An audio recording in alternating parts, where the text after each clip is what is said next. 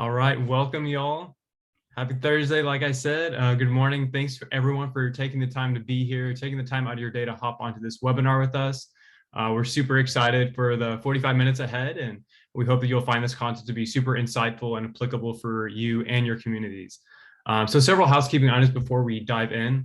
Yes, this webinar is being recorded, and we will be sending that recording out afterwards. So don't worry, it'll be in your inbox at some point this afternoon. Second of all, you can use the chat box to interact throughout the session. If you have a question, our one-day marketing manager, we call her the marketing queen, Stephanie, is in there to help you out. So we'll also have a few minutes dedicated at the end of the session to answer any additional questions that you may have. So let's jump into introductions. My name is Michael Blodgett, and I'm the Director of Demand Generation here at One Day.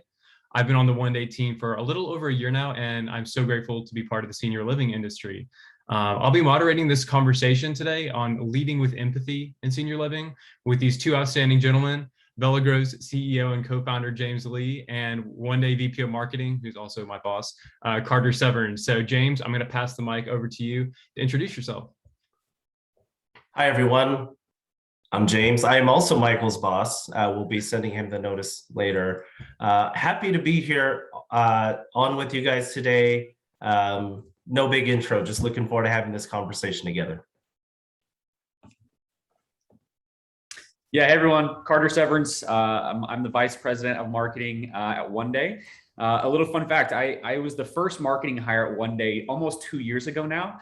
And it's been really an incredible ride and a journey for me. And something that I'm going to kind of be speaking about today is the fact that we've grown our team. And towards the end of the year this year, there'll probably be almost a dozen people on our marketing team. And what that means is that now I have managers who are managing people. And we're trying to figure out how we all can lead with empathy in every different place that we are within our organization. And that's some of the things that I'm excited to chat about today. So back to you, Michael. Awesome. Thank you, Carter. So y'all, just to set things up here, I'm going to share a little background on how this whole conversation came about. So a little less than 2 months ago, James and I connected and got together to really share what's been on our mind lately, the trends we've been seeing in senior living, what we've been hearing from our industry peers. So before we decided on a topic for a webinar, we had 2 questions that we wanted to answer. Number 1, what's the status quo in senior living? And number 2, what's the change that we're trying to create through this content that we're putting out there? So the topic of empathy and leadership bubbled to the top after our first conversation. So I'll speak for myself here. It's easy for me to talk about leading with empathy, but honestly, I'm pretty mediocre at carrying it out in action, whether it's in office or at home. So if you're in the same boat as me, wanting to learn and lead with empathy, I'm so glad that you're here with us today. So today we'll be covering several topics. What is empathy, and how does leadership through empathy look in senior living? We're going to be sharing some concrete examples of making empathy actionable. Like I said, it's great to have high-level discussions on these topics, but we need applicable, actionable takeaways to improve individually and as an organization. So lastly, we'll cover some of the ways that you can use video to lead with empathy in your organization. And by the way, I'm going to preface this entire conversation with this. We are by no means experts or masters of empathy. We just want to share, here's what we know. Here's some things we don't know, but most importantly, we want you all to have some important takeaways that we hope will impact you and your communities. So all that to be said, let's start out with the basics. So I know we hear the word empathy or the phrase being empathetic a lot, but what is empathy really? So James, I'm gonna let you hop in for this first one. What is empathy to you? Yeah, and I'd love to have everybody else's definition of that too. So feel free to type your definition of empathy into the chat box here. But in very, very basic terms, it is an ability to perceive and take on the perspectives and emotions of another person. That's really at its core, the simplest thing. So today's conversation will kind of compare and contrast a little bit about empathy versus sympathy. I think we're going to get into that. But it sounds silly, but the first tangible thing we need to do to practice empathy is to define it and talk about it as a team. So that's kind of my attempt at it, and I'd love to see other people's definitions as well. Yeah, I think it's interesting when you start to try to differentiate empathy and sympathy. I think a lot of people just glaze over that and they don't really think about how do I differentiate that, and how do I know in which situations do I use empathy or do I use sympathy? Yeah. I think a lot of the times that you get into these situations with your team members or your family members, whoever it is, it's really easy to just trend towards sympathy. It's much more natural to just say, oh, I'm so sorry. But when you really be mindful of trying to practice empathy in each one of those scenarios, I think you'll find that relationships and situations flourish in a better direction. So that's kind of some of the thoughts here. And I think we've got a video that we're gonna show, and some other things that kind of really help define and make it really simple to understand the differences between empathy and sympathy. Love it. You know what? I think I'm going to go and share that video now. I was going to tee it up after this next question, but I think it's best for us to just hop in and share it. So this is a video from Brene Brown. I think many of y'all know of her. She's just an amazing person. So it's a quick 2-minute video. So let's just listen in and learn the difference between empathy and sympathy.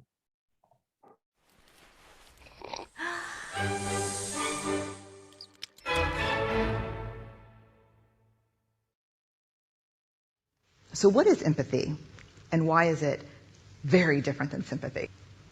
Empathy fuels connection. Sympathy drives disconnection. Empathy, it's very interesting. Teresa Wiseman is a nursing scholar who studied professions, very diverse professions where empathy is relevant, and came up with 4 qualities of empathy. Perspective taking, the ability to take the perspective of another person or recognize their perspective as their truth. Staying out of judgment, not easy when you enjoy it as much as most of us do. Recognizing emotion in other people and then communicating that. Empathy is feeling with people. And to me, I always think of empathy as this kind of sacred space when someone's kind of in a deep hole and they shout out from the bottom and they say, I'm stuck, it's dark, I'm overwhelmed. And then we look and we say, hey, climb down.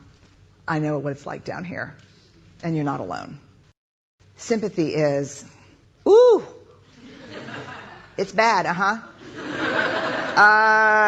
no, you want a sandwich?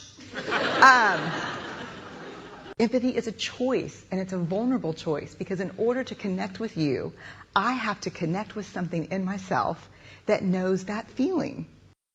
Rarely, if ever, does an empathic response begin with at least. And we do it all the time, because you know what? Someone just shared something with us that's incredibly painful, and we're trying to silver lining it. I don't think that's a verb, but I'm using it as one. We're trying to put the silver lining around it. So I had a miscarriage. Oh, at least you know you can get pregnant. I think my marriage is falling apart. At least you have a marriage. John's getting kicked out of school. At least Sarah is an A student. But one of the things we do sometimes in the face of very difficult conversations is we try to make things better. If I share something with you that's very difficult, I'd rather you say, I don't even know what to say right now, I'm just so glad you told me. Because the truth is, rarely can a response make something better. What makes something better is connection.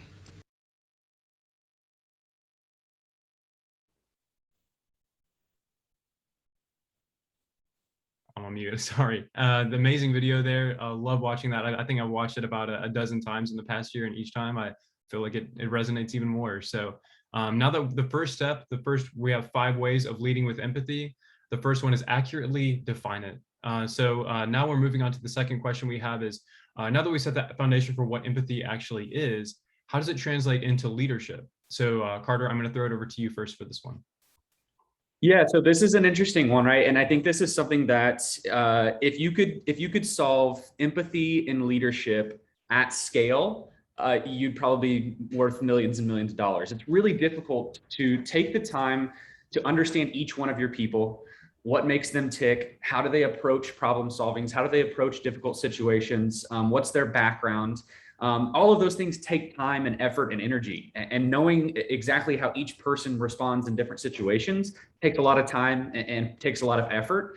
And then the other thing that I think about here is like, what do people care about, right? Like, what is important to them, and what is it that that shapes their day to day, or what is it that even influences them to work harder, or what is it that pushes them away from certain things like that. So the other thing I was going to share here really quickly is I think it was Gary Vee that was talking about this yesterday. He's got like 600 employees now, and he's literally trying to figure out and have like a Rolodex of this person loves this whiskey, or this person loves to go and watch musicals, or whatever those things are that are about those people. And so that he can know that when he's going into a meeting or a situation with them, or he can just send them something, some kind of gift or something to them. So when you're leading a ton of people, the ability to spend time and do your homework and be in the trenches with them is what allows you to have a much better relationship and show that empathy in those more difficult situations. So that's kind of my take on it. I'll let James give his 2 cents too. Yeah, and just want to comment about the Brene Brown video. It's such a great, like 4 minutes, 3 minutes of content, and I think that's a great one to watch with your team. These are practical ways that you can actually talk about empathy, where you don't have to take that pressure on yourself, that you're representing yourself as this expert, because we're all works in progress, particularly when it comes to empathy.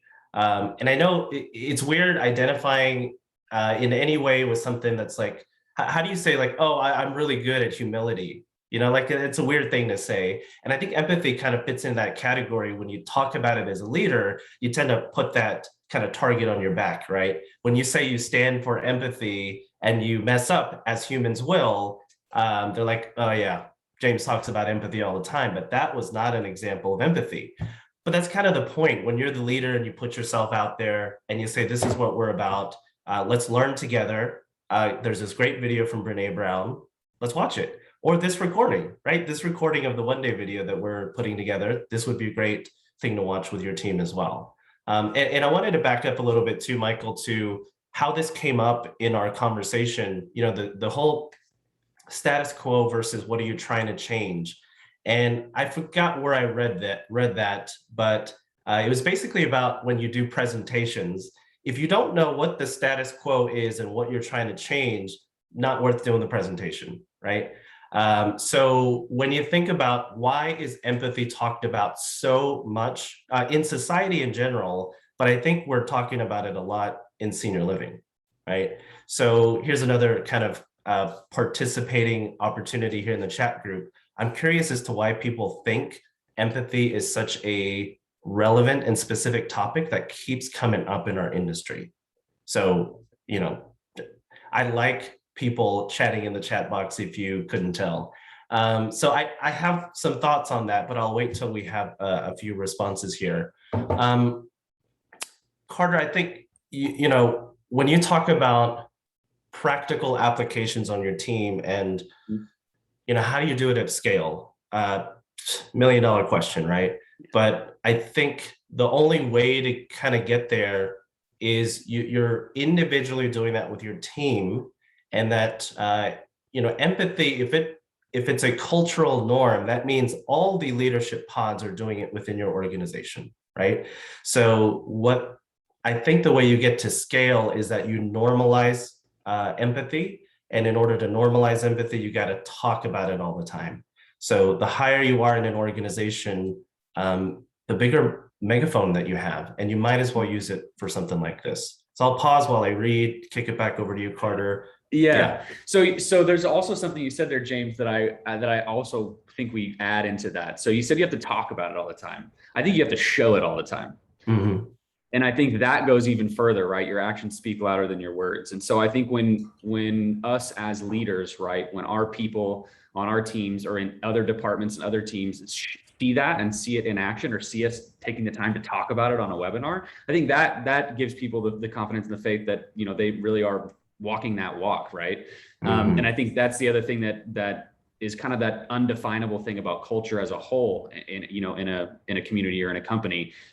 Sometimes you can't put a pin exactly on what it is. And that usually means you have a good culture. I always say in interviews, if you have to talk about how great your culture is, it maybe isn't actually that great. And I think the same thing applies with having empathy as a Mm-hmm. you know, a cornerstone of your organization. You do have to talk about it. You have to encourage it. You have to teach it. I think there's a lot of people who get into leadership but aren't ever really taught how to lead. Yeah, totally. And then I think you have to show it, right? And so I think that's kind of the goal of this today, right? It's like, what are some actionable takeaways, the things you can apply in your day-to-day as a leader, or even as someone who's trying to just show empathy to those around them? Yeah. I saw this come through in the chat box. I'm going to read it before I forget it. Heather Holmes: as leaders, we need to have empathy for ourselves and heal before we can lead with empathy. Love that for so many reasons. You know, and it kind of ties to why I think we talk about empathy and senior living so much, and specifically right now. I have a metaphor for this. I speak in metaphors, so here's one right now. Our neighborhood where I live, there's a kind of a street intersection. Everybody's talking about a traffic light needs to be put up in that area. There's crashes and people hate turning out of it. Everybody's talking about it. That same street, on the other end of the street, there is a stoplight, but nobody talks about the fact that, hey, there's a street light on this corner. So, I mean, that makes sense, right? When there's something present, it's not obvious to us, so we don't tend to bring it up. When something is missing, everybody takes notice of it. So I think part of why we talk about empathy so much is I think at a personal level, we see the absence of empathy and it makes us interested in that topic. So, but here's my challenge to us is that part of the status quo of empathy is exactly what I just said. Like we point to other people and say, you know, they need more empathy. But I love Heather's comment because it's really taking empathy and turning it inward, right? This conversation today is not about how do I get my bosses to be more empathetic? It's how do we improve our empathy skills? Love that. And I did want to call out a couple comments that I saw in the chat box. Corey Ann Graham had an awesome one and said, senior living sales are emotional sales. You have to build trust with prospects, and empathy helps build that trust with strong relationships. That's so true. And then Robert Bill said, the buying process is often done by someone who's in the middle of a crisis for themselves or a loved one. So driving your message with empathy helps you gain and build trust and gain a true human connection. So love the interaction in the chat box, y'all. Great comments. Great. Love it. So in summary, the second way to lead with empathy is to make efforts to truly understand your team. Take the time, dedicate the time to truly understand your team, what they enjoy, what they're going through, and just give them the opportunity to share with you. So I guess let's share an example of a time that empathetic leadership impacted you in your career. Carter, I'll let you hop in first. Yeah, for sure. So James and I were talking about this this week. I guess Michael too. We were just kind of doing a prep call where we were just like chatting about, you know, the things we wanted to hit on and touch on. And I gave the example that I see all the time where this, you know, the entry level person or the person who's the first or second year into their career, they just want to be the manager, right? They just want to be the leader. And I was guilty of that too early in my career. It's like, I just want to move up. I just want to move up. But you forget that you kind of have to go through those steps. You have to do that work. You have to pull that report. You have to have that tough conversation, whatever those things are, because then when you're in that leadership role, you can have empathy for someone who's struggling with one of those tasks or struggling with going through that motion. So it's interesting to, you know, to try to help someone understand, like you kind of have to earn your stripes a little bit, because that's what allows you to be a great leader, because you can teach and coach and help people along their way. One example that I'll give was one of the best managers I've ever had. He had an incredible way of making you feel like he was your friend first. And I don't know if it's a definable process or formula or do these 5 things, but what I do know is when we had difficult conversations, or when, you know, he asked me to do a project or asked me to take something on, I felt personally tied to him as a friend, and I wanted to go above and beyond, and I wanted to do the best I could possibly do on that project, or work extra hours later, whatever it took, because I felt like I was doing it for someone that was a companion of mine as opposed to a boss or someone telling me what to do. And that for me, has stuck with me throughout my entire career in the way that I tried it to lead and coach and teach, is to try to make sure people feel like I'm that approachable and I'm a human being first before I'm your boss or your leader. Love that. Yeah, it is really interesting to think about our own leadership progression and again, like pointing fingers at other people when we really should be taking these developmental skills for ourselves. Question for everybody here, real quick, like 5 words or less. Would love to know a situation, a leadership situation where you think empathy is needed. Okay, so it can be any situation, 5 words or less. Nothing. It's hard to read like 4 sentences, so I want to read as much as I can. So give me a situation where you think empathy is really needed in a leadership role. So go with that. The thing I'll say about an example of empathy when it impacted me, I actually have an example of when I displayed something that was not empathetic, but I thought it was. So that was a big learned lesson for me. I was a first-time manager. Yeah, ironically kind of ties to Carter's story. I was a first-time manager, and it was the first time I was doing a performance evaluation for somebody. I was so excited. Like I prepped. I did all sorts of research. I thought I came away with really awesome tips for her. And we sat down, we went through the review, and we probably had 45 minutes of conversation. And I gave her all of these tips about how you can improve in your role, how you can get better in your position, how you can kind of tee yourself up for a promotion, maybe get into my role. And looking back on it, I think I realized how silly it was. But she did me the great service, this gift of telling me, James, I appreciate so much how much effort you put into this, but I actually don't want your job. I don't want to be promoted into that role. Like I really, really love my job today, and I just want to get more out of my job today. Oh my God, like that happened like 12 years ago, and it still impacts me today because I stop and I ask myself, am I helping here because I think I have all of these great ideas I want to share? Or is it based on something I actually understand about the other person? So that was a really clear example of how I was trying to be nice, but in doing so, I really missed empathy. So I think these are kind of checks that you can have for yourself. I'm going to read these situations. Yeah, I'll share one more situation. It was that really just dawned on me just now that I think is an interesting approach. So I've got a best friends of ours, my wife and I, we eat dinner with them once a week, and we spend a lot of time and hang out with them. And something that they do in their marriage that is pretty powerful, I think, when it comes to being empathetic, is when one of them is struggling with something, they're upset, they're frustrated, whatever that is. Usually the first part of that conversation is, do you want me to try and fix this, or do you want me to just listen? And to me, that's a pretty powerful way to know exactly where they're at, where you should meet them at, what you should or should not be saying. Should you just have sympathy in that moment? I'm just going to be here to listen and say, I'm so sorry that you're feeling that way. Or do they want you to step in and try to solve the problem and try to help? And you can show that empathy, say, oh, I've been there, I've done that. So to me, that's a pretty interesting way. And that's a very personal version, right? But I think that applies in leadership in the workplace and a bunch of different other scenarios as well. Yeah.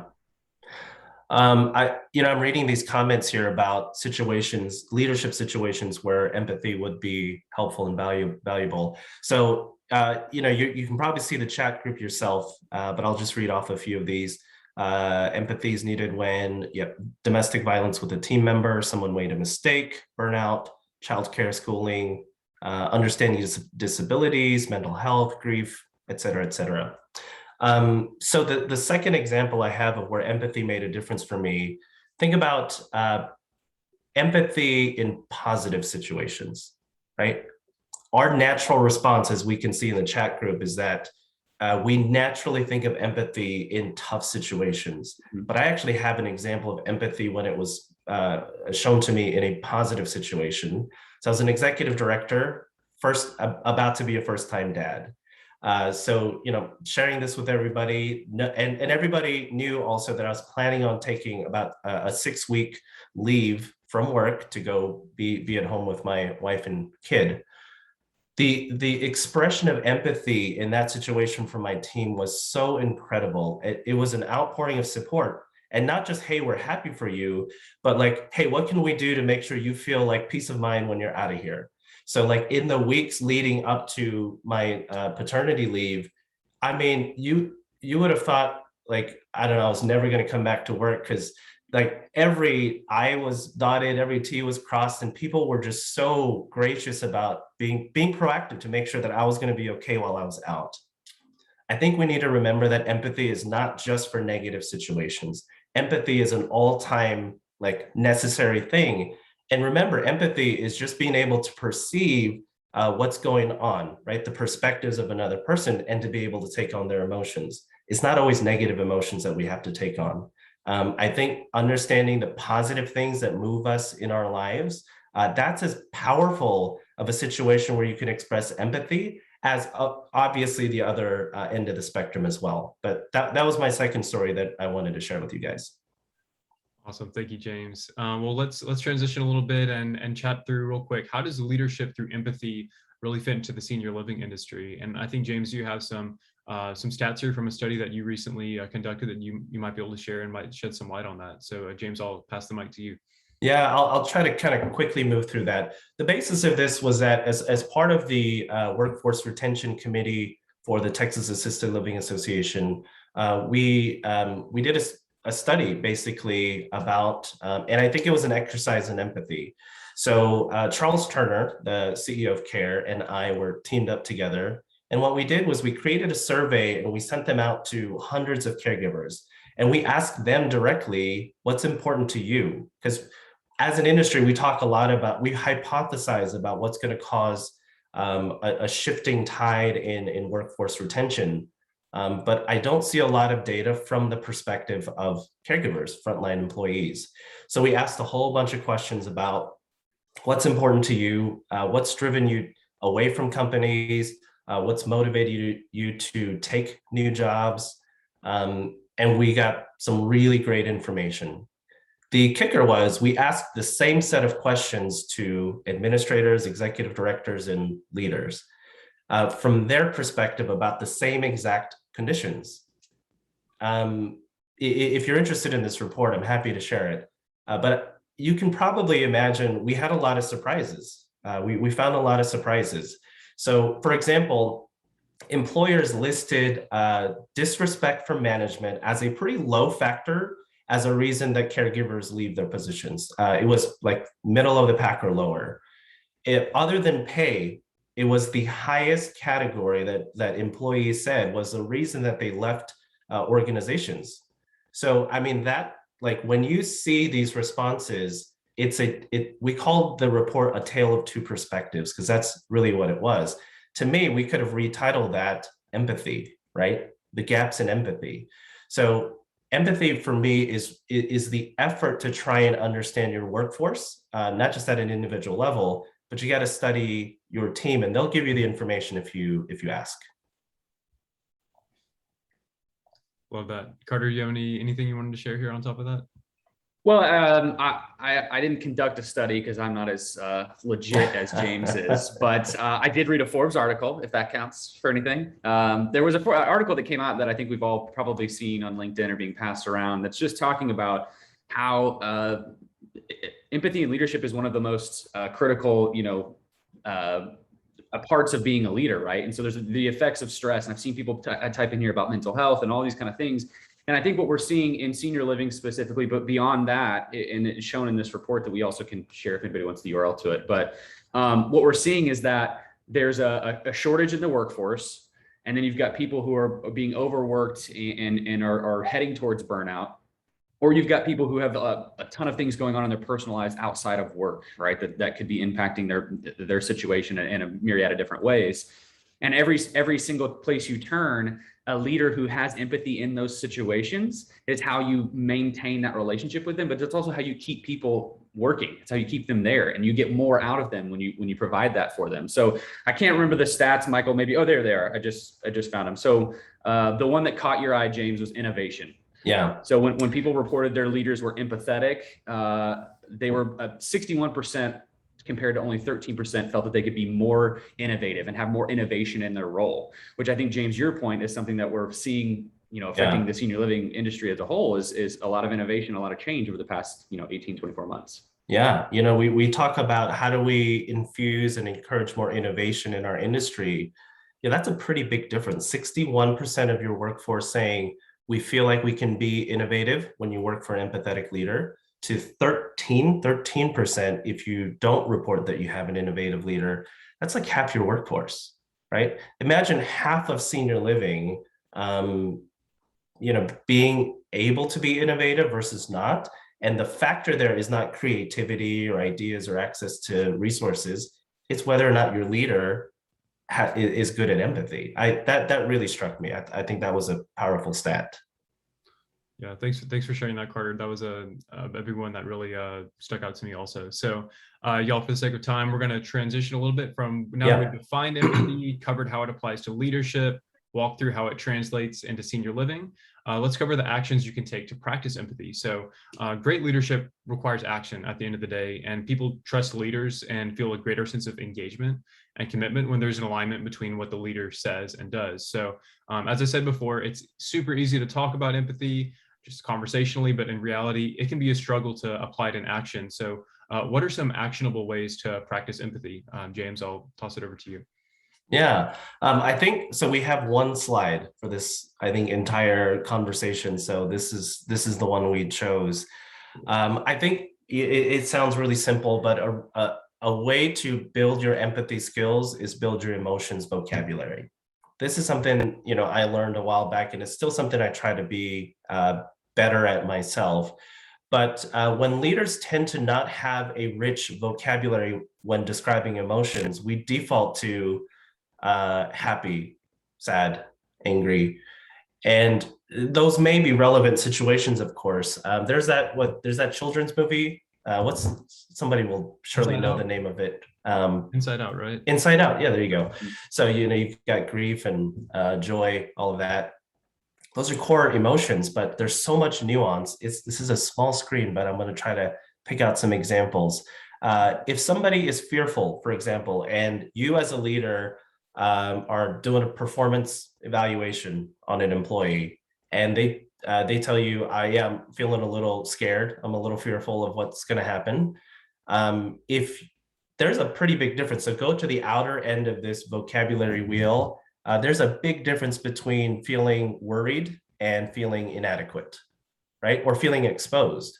And I think the skill set of a leader to show empathy through that discovery process of, okay, you're feeling fearful. Tell me a little bit more about that.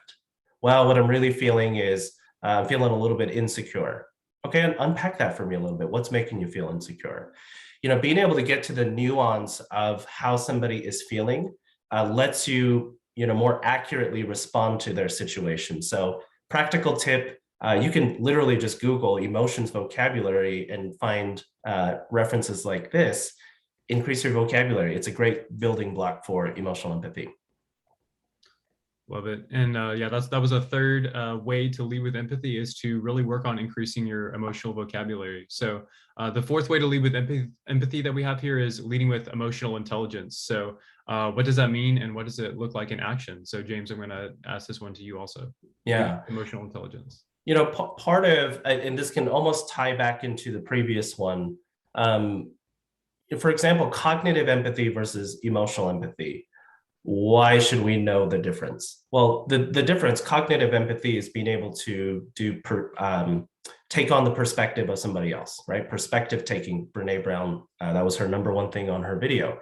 Emotional empathy is you take on the emotions of somebody. So you could actually be good at cognitive empathy with never getting to emotional empathy, right? That's just saying, Carter, I understand you're very stressed. I've been there too, man. Anyway, I still need the sales report by the end of the day, right? Cognitive empathy, I've expressed to you accurately how you're feeling, but I haven't made the appropriate emotional response to that. And then as far as emotional empathy, you could probably go too far there, right? So people call them empaths. You kind of absorb the energy, you take on the emotions of other people. If you don't know how to regulate that, you're going to lead to burnout yourself. And if you do that, you're not going to be very helpful to your team as well. So empathy is a skill set, not an emotion. Empathy is an ability. And that ability, I think, is kind of cornerstone to the broader topic of emotional intelligence. So emotional intelligence, the two basic parts of that, it's self-awareness and self-regulation. That's part one, right? Do I understand my own emotions? Can I put my own emotions in check? Can I recognize when I'm getting angry and know how to stop that, right? That's self-awareness and self-management. Empathy is being able to translate that knowledge to relationship dynamics. I can accurately perceive how Michael is feeling versus how Carter is feeling in this exact situation, right? And then I can respond appropriately to get the job done. So empathy is a skill set within the framework of emotional intelligence, but they very closely tie together. Love it. Well, let's transition to the final way to lead with empathy in senior living is utilizing video to communicate authentically. So videos is definitely a channel of empathetic leadership, but how does that look in action? So Carter, I'm going to pass it over to you for this one.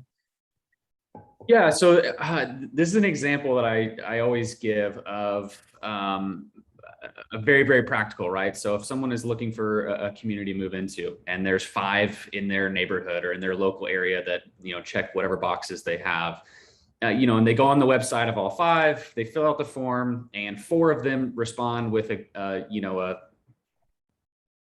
normal email that's just canned that says, hey, thanks so much, we'll be in touch soon. But that 5th, salesperson or that 5th person at that community took a second to make a personalized video for that person, introducing themselves, telling them a little bit about their community, making sure that they've touched on some of the things maybe that they know they're interested in.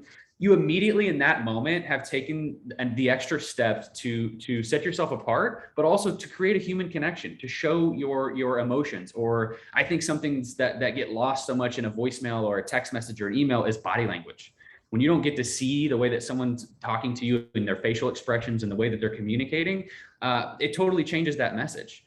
And so what we try to do is, One Day specifically, obviously, we try to infuse video into any possible situation that we can find ourselves in when it comes to interviewing or when we're introducing new team members, or even if it's just like, hey, thank you so much for taking the time to meet with me, rather than sending that as a message, it's as a video.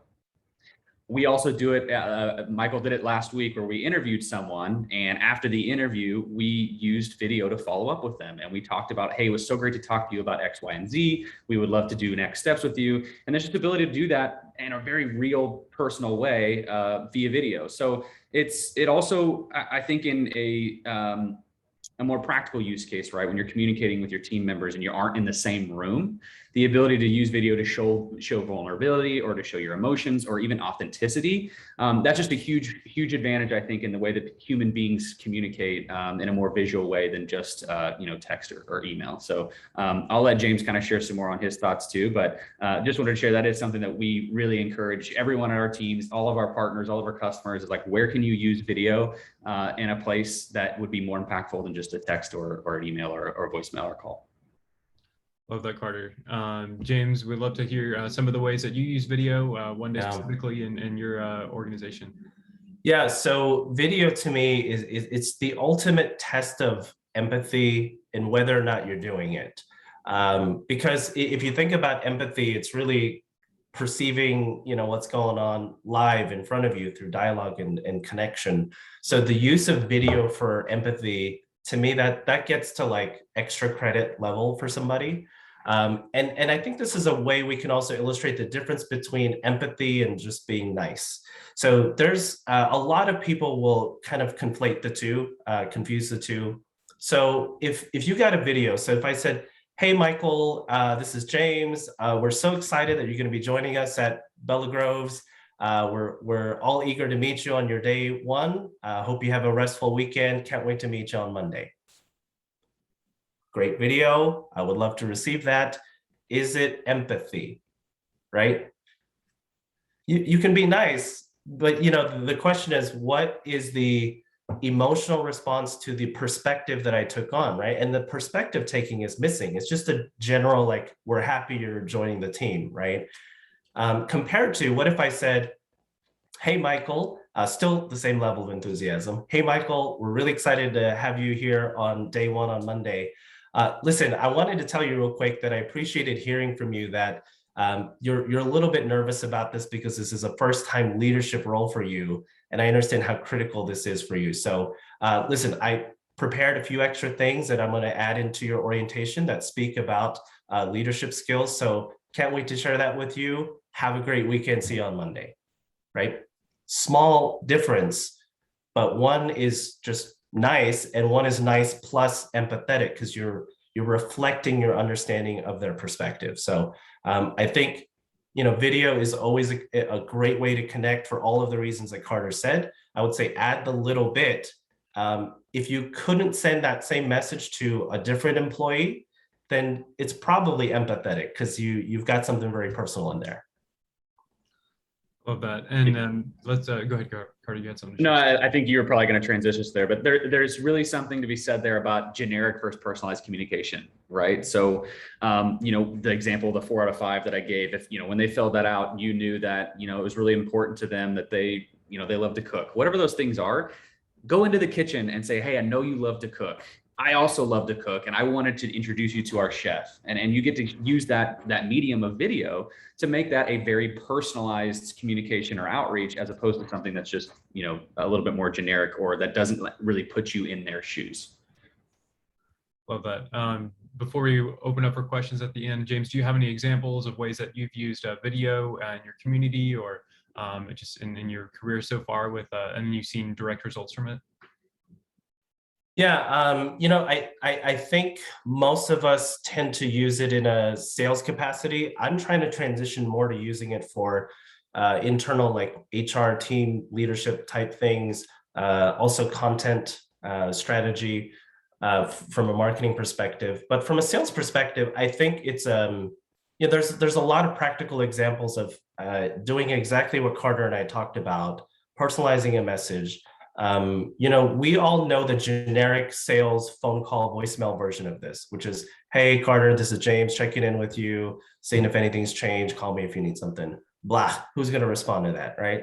You could do the same version of that through video and not know it, right? You could be recording a video saying basically the same thing and miss the point. So I think, again, I've got plenty of examples where doing a video message, honestly, even if you just record it in a text message and send it to them, the point of it is that you're connecting with them about something that matters, right?